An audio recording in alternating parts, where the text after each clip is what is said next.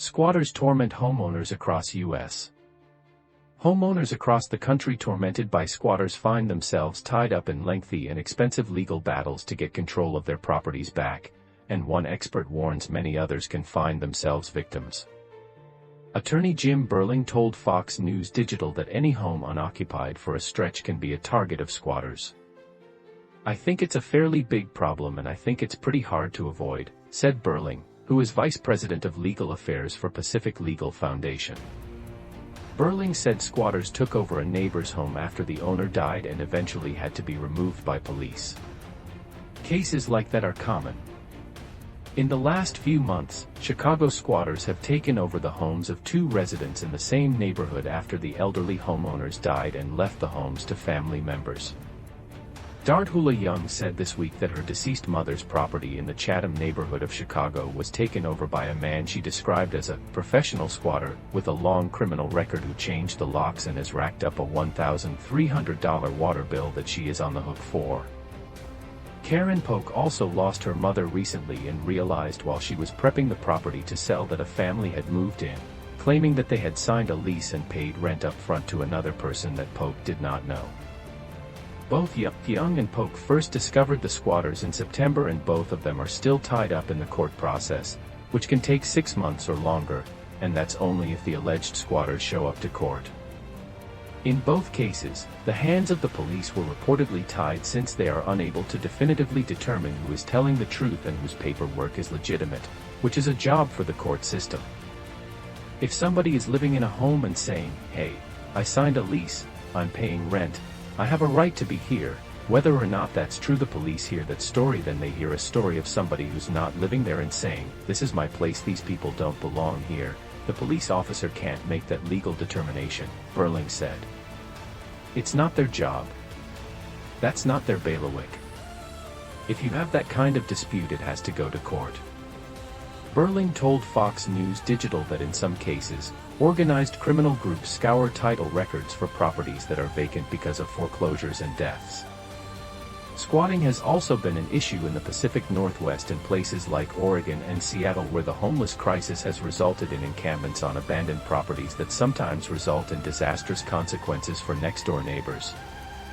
Jacob Adams told Fox 12 Oregon last month that squatters at a property next to him have been setting fires that have spread to his property, igniting propane tanks and leaving his wife screaming. The family is now reconsidering whether to stay in Portland, he said. "I don't know how many times I've talked to police, because people are screaming or someone is overdosing," Adams said. "It's just countless first responders calls. We all have to love our neighbor no matter who they are. But at the point when they start setting your place on fire, it becomes a little more difficult." The coronavirus pandemic and eviction moratoriums associated with that have also contributed to squatting cases across the country, including a situation in Washington state where Lala Kashani said she's been trying to remove squatters running a stolen vehicle trafficking operation on her property since 2020.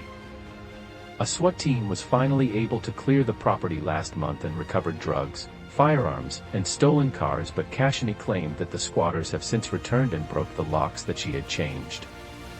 "I literally cry," Kashani told Kiro 7 News. "I'm going to give up, I'm going to lose my house. Whatever we owe on it, let the bank take it."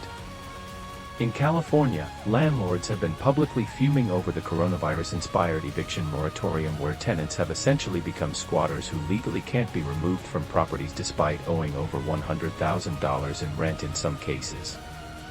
In addition to the cases of typical squatting, Americans across the country have also fallen victim to a law known as adverse possession, where a court will grant property ownership to someone who has openly lived there for a long period of time, ranging from 5 to 20 years, depending on the state.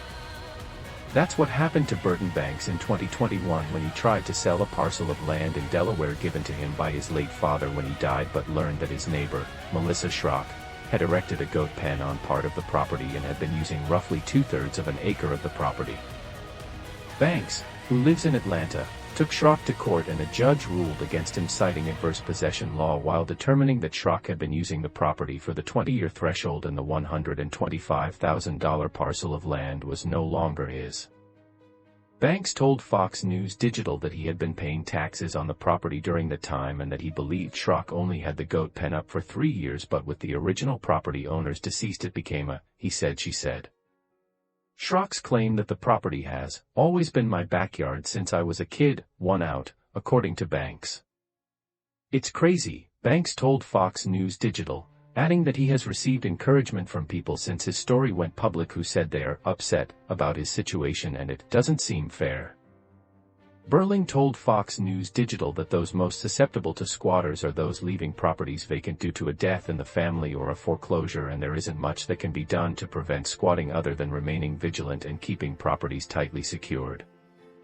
If I were a homeowner, I would be really careful about letting my property be vacant for any period of time, Burling said. I would be very careful about renting it out. The courts are backed up, the civil process takes forever, the squatters won't show up to court, and so it just drags on, and in the meantime somebody's living rent-free for a significant period of time.